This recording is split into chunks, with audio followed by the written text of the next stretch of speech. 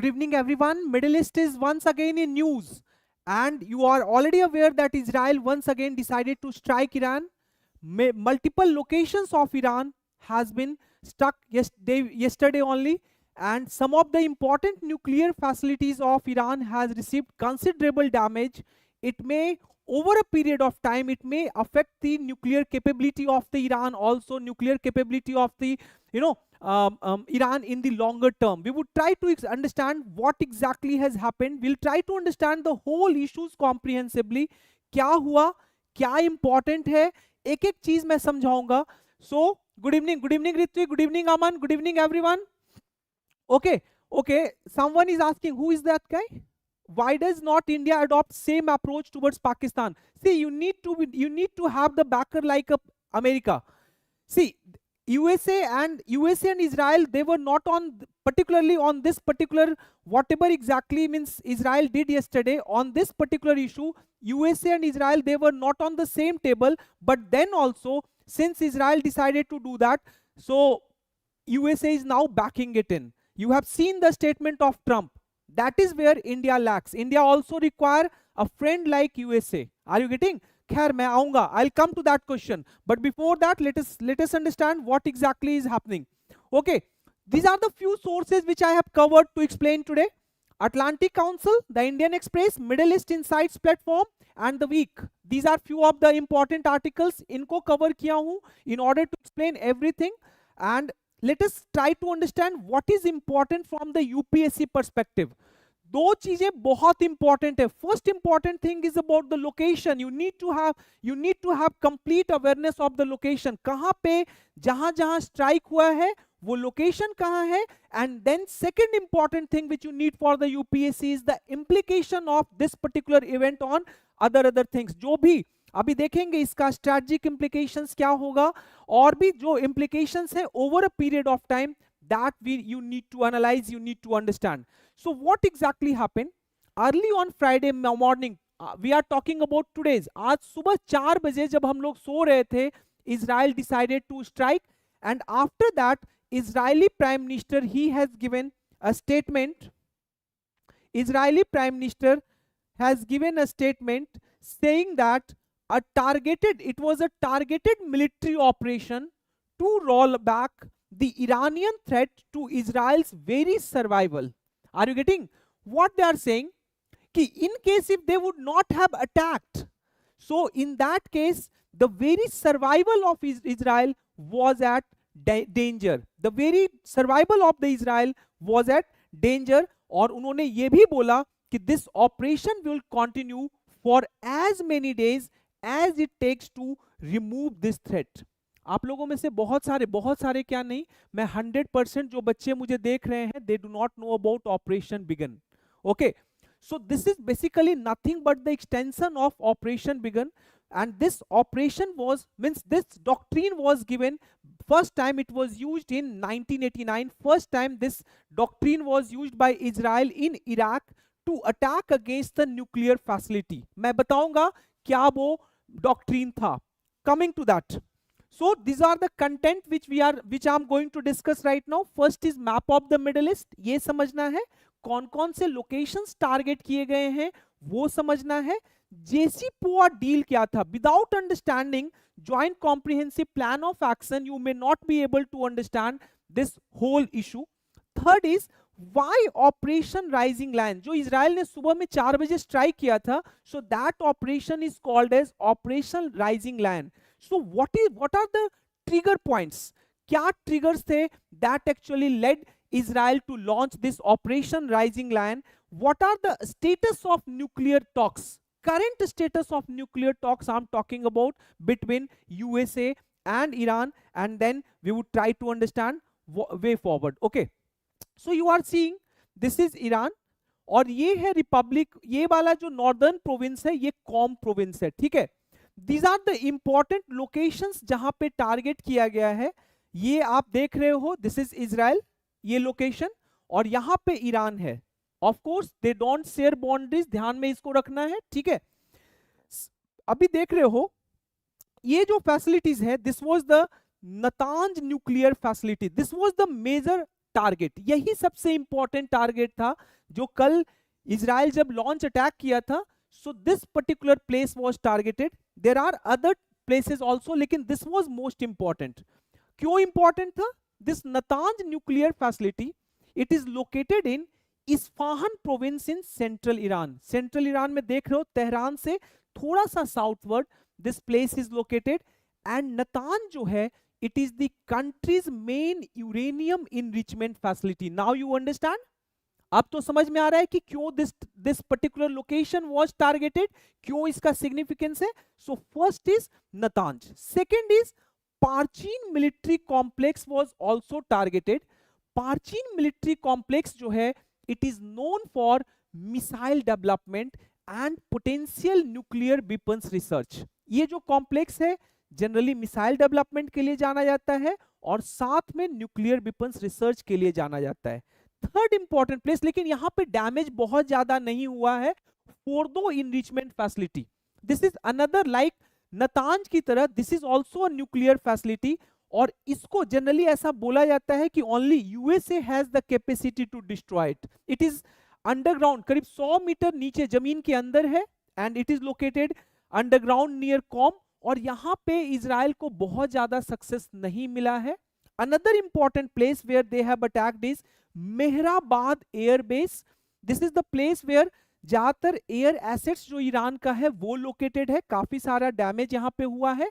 And then there are certain residential areas जहां, जो कि बेसिकली इस्लामिक रिवॉल्यूशनरी गार्ड से रिलेटेड था, उन रेसिडेंशियल एरियाज को टारगेट किया गया है. ठीक है, कमिंग टू नेक्स्ट. अब जानो व्हाट इज जेसीपोआ. दो तीन बेसिक्स जानने हैं. First thing is it is also known as Iran nuclear deal and it was signed back in 2015.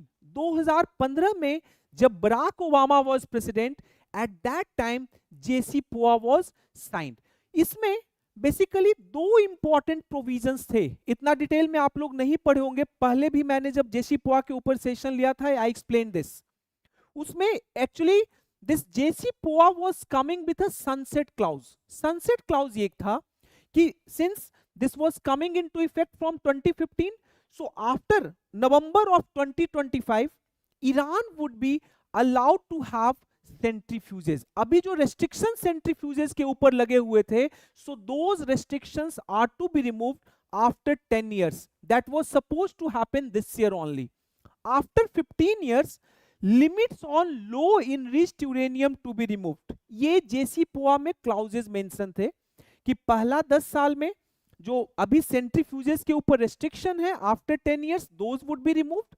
After 15 year अभी जो इनरिच्ड यूरेनियम का रेस्ट्रिक्शन है दैट इज 3.67%. ठीक है, तो इसको 15 साल के बाद हटाना था. ठीक है, जेसीपोआ में टोटल 8 पार्टनर्स थे.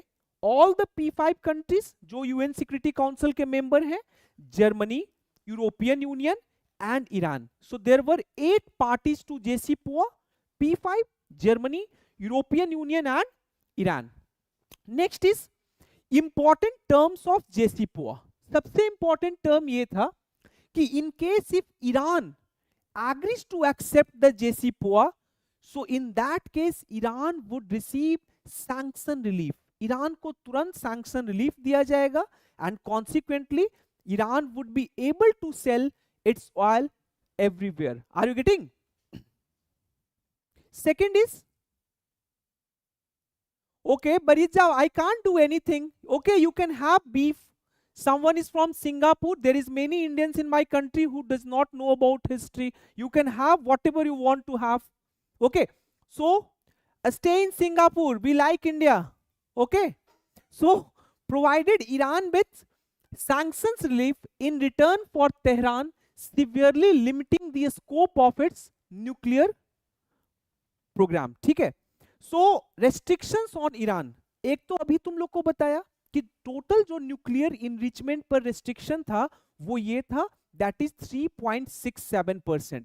They were not allowed to enrich uranium beyond 3.67%, which is a level suitable for peaceful nuclear power application but not for weapons production. ठीक है, second problem, second जो उसमें इंपॉर्टेंट रेस्ट्रिक्शन ये था कि Iran was suppose to sign a road map agreement with IAEA, international atomic energy agency के साथ Iran को एक रोड मैप एग्रीमेंट साइन करना था. Problem started after the arrival of Trump 1.0. As Trump became president, वो campaign के time में ही बोल रहा था कि once I would become president, I would completely unravel this deal and Iran would have to renegotiate. In 2018, he decided to unilaterally pull USA from JCPOA deal. So अभी भी ऐसा नहीं है कि JCPOA deal is dead. All the other European countries are still part of it, but USA decided to withdraw. Now what is happening? आप लोगों ने पता नहीं कितने सारे लोगों ने मेरा रा-प्रोश्मॉन का वीडियोस देखा है या नहीं देखा है. I have already taken multiple sessions on रा-प्रोश्मॉन 2.0. So because USA now see China as a strategic rival, China as a most important threat, so USA is realigning its strategic policy. USA is also realigning its foreign policy, and at the same time USA wants stability in the Middle East so that USA can channelize its effort in the South China Sea. Understood? Consequently, Trump 2.0 आने के बाद once again they started negotiation. फिर से उन्होंने decide किया कि let us start negotiation. ठीक है? So consequently, since April, USA and Iran both have conducted nearly 5 rounds of negotiation aiming for a deal which stops Iran from developing nuclear weapons in exchange for sanction relief. Abhi Iran is being sanctioned by USA and that is giving too much economic pain for Iran. Okay, so Iran wants sanction relief. USA wants that Iran should not be able to develop nuclear weapons. ठीक है? Consequently, इसी last 23 मई को meeting हुई है 5वीं, और 6ठी जो है वो परसों संडे को होना था मुस्काट में. ठीक है? But now I don't know what would happen now. Next is, अब जो बिगेस्ट स्टिकिंग पॉइंट है between USA and Iran, that is one thing. Biggest sticking point ये है कि whether Iran has a right to nuclear energy और not, वो issue है ही नहीं. Issue is whether it can enrich uranium to fuel its nuclear power plants. Issue ये है कि can Iran would be allowed to enrich uranium to fuel its nuclear power plants. अब देखो क्या है, JCPOA में they were allowed to enrich up to 3.67. JCPOA में तो उनको परमिशन था. Trump does not want to even give that permission. That is the major sticking point. Trump का क्या कहना है पहले समझो. ट्रम्प इज सेइंग कि we would give certain concessions for to you for some period, एक आध साल के लिए टाइम दे देंगे. We will do something and then we would develop some kind of regional security architecture, और उसमें गल्फ कोऑपरेशन काउंसिल के मेंबर होंगे और अरब स्टेट्स होंगे, and they would be providing you low enriched uranium. You won't be enriching uranium within your own country, and this is the major sticking point between Iran and USA. क्या है देखिएगा. So far the US concession to Iran is to allow Tehran to enrich uranium temporarily before delegating that right to a consortium of regional Arab states and itself, which will then provide nuclear fuel to Iran. Are you getting?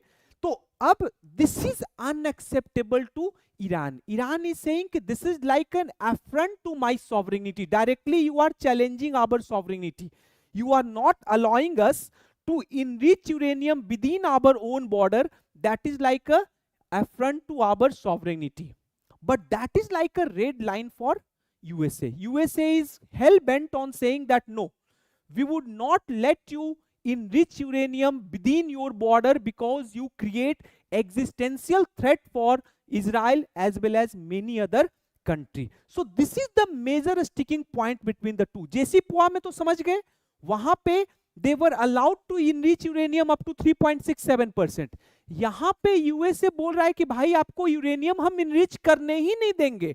आपको शुरू में थोड़ा दिन permission दे देंगे, but after that we would give that right to a consortium of regional Arab states and itself, and we would be providing you enriched uranium for your power plants. आपके country में we would not let you enrich uranium, and this is the major sticking point that has emerged. ठीक है, अब समझते हैं कि why operation rising lion, why this operation was launched now. कुछ ना कुछ तो रीजन रहा होगा. So there are, yes, there are four important reasons. First is previous Iranian attack, अभी मैं डिस्कस करूंगा. Second reason is nuclear concerns. This was the immediate trigger. Nuclear concern was the immediate trigger. Third was proxy conflict, and fourth was a skepticism concerning US diplomacy. तो सबसे पहले समझेंगे previous Iranian attack. What exactly happened? Last year 13 अप्रैल 2024 को, on 13th April 2024 and October 1, 2024, Iran launched missile against Israel in retaliation for Israeli strikes on Iranian target. हुआ क्या था कि Israeli targeted few of the important locations of Iran, so Iran also launched in response. So there was one that means already there was tension between both of the country. दोनों country के बीच tension was boiling. ठीक है, ये पिछले 1-2 साल का culmination हुआ है. Second thing what happened, nuclear concerns. यहाँ पे दो चीजों को पढ़ना है. First is Israel always viewed nuclear power states in its vicinity as a existential threat for itself. क्योंकि वहां पर जितने कंट्री हैं उसमें इजराइल अकेला है, बाकी सारे इस्लाम डोमिनेटेड कंट्री हैं, and they always had the policy to eradicate और एलिमिनेट इजराइल फ्रॉम देयर. ठीक है, सो इजराइल जो है it viewed it as a existential threat. Consequently Israel developed a doctrine called Begin doctrine. This doctrine was created in 1981 during operation Opera. अभी नहीं जानते होगे कि ऑपरेशन ओपरा क्या था, मुझे पता है. ऑपरेशन ओपरा जो है basically Iraq was also trying to develop nuclear facilities. ठीक है, so against Iraq at that time Israel took an air strike, and at that time damaged those nuclear reactor of Iraq through operation Opera. ठीक है, और वहां पे first time Israel जो है it activated this begin doctrine, which is a long standing policy of preemptive action of nuclear strikes. ठीक है, and weapons of कोई भी country in case if they are developing weapons of mass destruction in its vicinity, or if they are developing any nuclear weapons, तो उस case में under begin doctrine Israel has decided that they would go for preemptive strike. उनके strike आने के पहले जाके attack करके उनको खत्म कर दो. ठीक है, second important thing, this was the immediate trigger. IAEA report, IAEA जो है it indicated Iran that enriching uranium to weapon grade level. IAEA का परसों ही रिपोर्ट आया था where it already indicated that Iran is about to enrich uranium to the level from where it can make weapons. So these were the important concern. Third concern was proxy conflict. अभी खुद देखो, पिछले 1 साल में there is an ongoing Gaza conflict. पिछले 1 साल में important leaders of Hezbollah has been eliminated. Nasrallah, Hasan Nasrallah, ये सब चले गए. So this time Iraq is at its weakest, सबसे कमजोर है. इजराइल को लगा कि this is the best opportunity to Israel to exploit. अभी ये सही टाइम है when we should strike Israel. So this was the third important reason. And fourth important reason was a scepticism regarding US diplomacy. Israel was not supporting this nuclear talk between USA and Iran. Israel बार बार ये कह रहा था we should go and strike on those nuclear facilities. पूरे nuclear facilities को खत्म करो. That is the only solution. There cannot be any diplomatic talks. पिछले 1 साल से Israel has been saying that.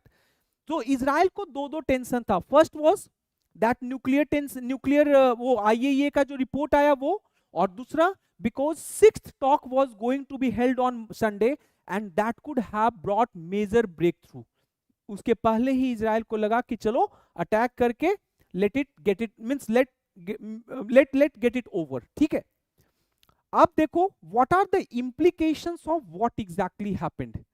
पहला इसका इंपैक्ट जो है स्ट्रेटजिक इंपैक्ट देखेंगे, सेकेंड इस एस्केलेशन रिस्क देखेंगे, third regional dynamics, and fourth US Israel tension. Strategic impact जब देखोगे, so there are two important strategic impact. First, to some extent Israel has been successful in achieving tactical success. Tactical success का मतलब अभी तुरंत Natanz nuclear facility would not be able to deliver nuclear weapons to them, right? So they have achieved some kind of tactical success, but long term impact seems uncertain. अभी मैंने बोला कि जो nuclear facility है वो बहुत ज्यादा damage नहीं हुआ है, फोर्दांस के बारे में अभी बताया था, ठीक है। Second is the another impact is escalation risk.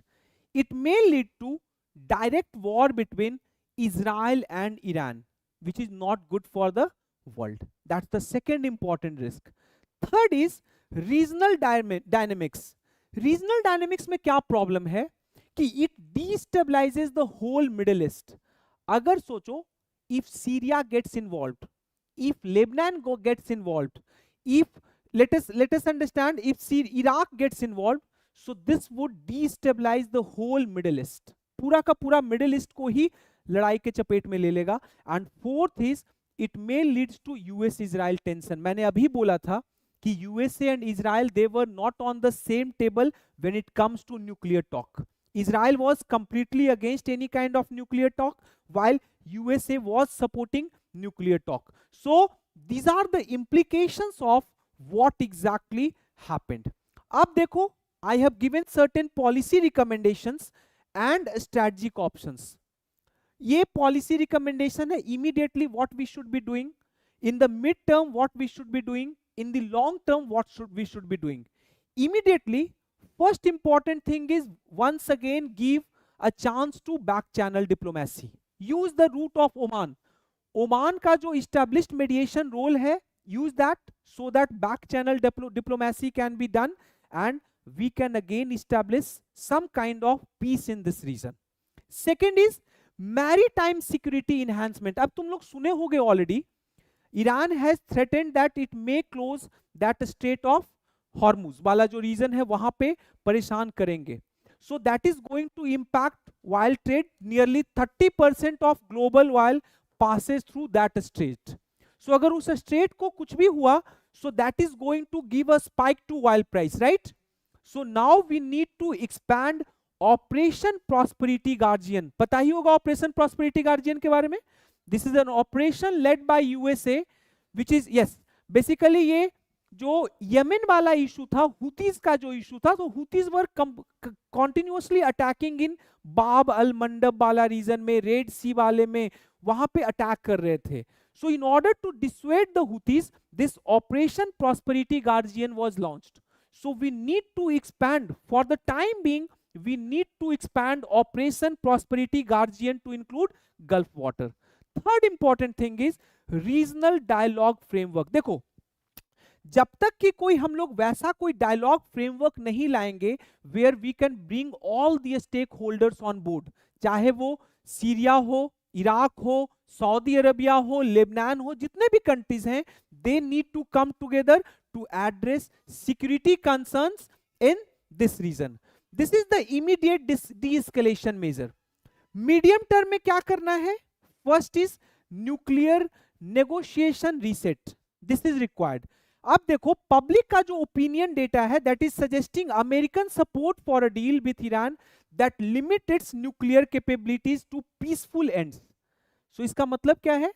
There is a public, even in United States of America, they are supporting that there should be a deal with Iran that limits its nuclear capabilities to peaceful ends. मतलब public is also supporting कि up to 3.6% enrichment should be allowed. So let them do that. Are you getting? Second important thing is energy security diversification. अभी देखो, जैसे ही यहाँ पे attack हुआ, so that is going to cause a spike to oil prices जो है it may touch even $120 पर barrel अगर ये टेंशन आगे बढ़ता है तो. सो energy security diversification is needed in the medium term so that in case if such kind of conflagration happen in the future, such impact can be avoided. Third is alliance restructuring, that is also need so that जो evolving जो gulf states हैं और उनके जो threat perception है that can be managed. And long term interest सबसे अच्छा क्या रहेगा? Trump always talks about big out of the box deal and actually this is needed. The best thing is पूरा का पूरा मिडिल ईस्ट को think of denuclearization. अगर middle east में कोई न्यूक्लियर वेपन नहीं रहेगा so there would not be any issues, there would not be any threat. So what we need is a comprehensive regional security arrangement in the Middle East. ठीक है, this is the long term regional architecture. Scenario analysis मैंने थोड़ा सा किया है, बस PSIR वालों के लिए किया है. This is not important for GS two. PSIR वालों को समझना है कि what are these are the 4 scenarios that may emerge. First is limited military exchange. In case अगर within the threshold of war if there would be some kind of limited military exchange between Iran and Israel, so उस case में क्या implication होगा? Oil prices would go up. ठीक है, while prices would go up. This is the best solution, diplomatic breakthrough. अगर ये scenario होता है, so what would happen? A comprehensive regional partnership, security partnership can be established and consequently peace would follow. Third is prolonged tension without direct conflict. Again, this is also damaging. Tension अगर high है, so this would affect what you call oil price, energy prices. At the same time, insecurity would be high in both countries, so consequently Iran may continue to pursue with its nuclear weapons. जो nuclear weapons वाला issue है that would not be resolved. Fourth is regional war.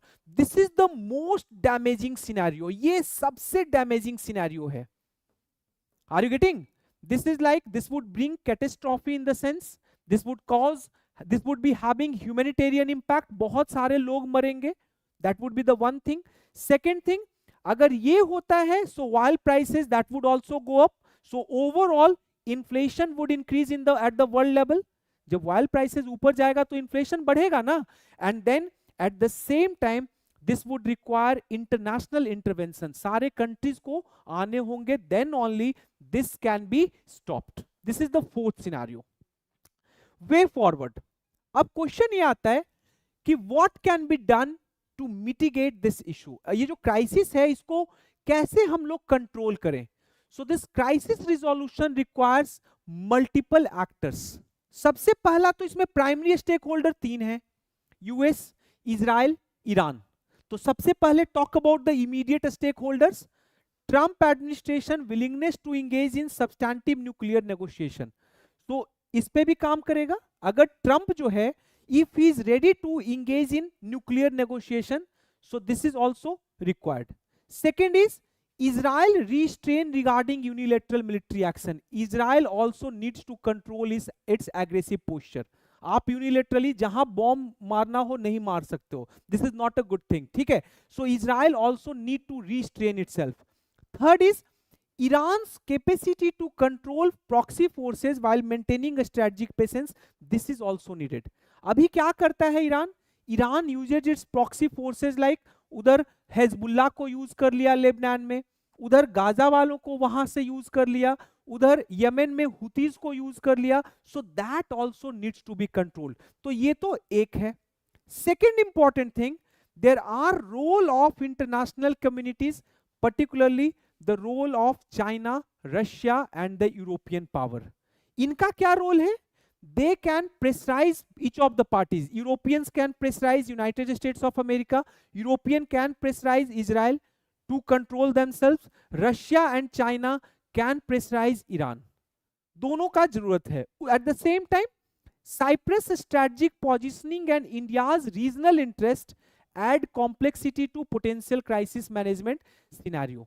So we can also do something, and ultimately ultimately जो the current crisis जो है, it requires the urgent need for comprehensive regional security architecture. इन सब का problem कहां है? Problem is in nuclear weapons. Why nuclear weapons? Because Iran is insecure about nuclear, insecure about its own existence. Iran knows that in case if it would not make nuclear weapons, so they are going to face existential threat from Israel, USA, as well as many of the Middle East country. अब वहां पर तो Siya dominated अकेला वही रह गया है सबसे important. Are you getting? So that is the problem. So उसका सोल्यूशन क्या है? अगर इनसिक्योरिटी है तो सिक्योरिटी दे दो। So the best solution is go for comprehensive regional security architecture that can guarantee some kind of security to Iran, and this would resolve the problem. कोई दिक्कत यहां तक? Any online students, any issue? हाँ, any issue? Okay then, bye, take care.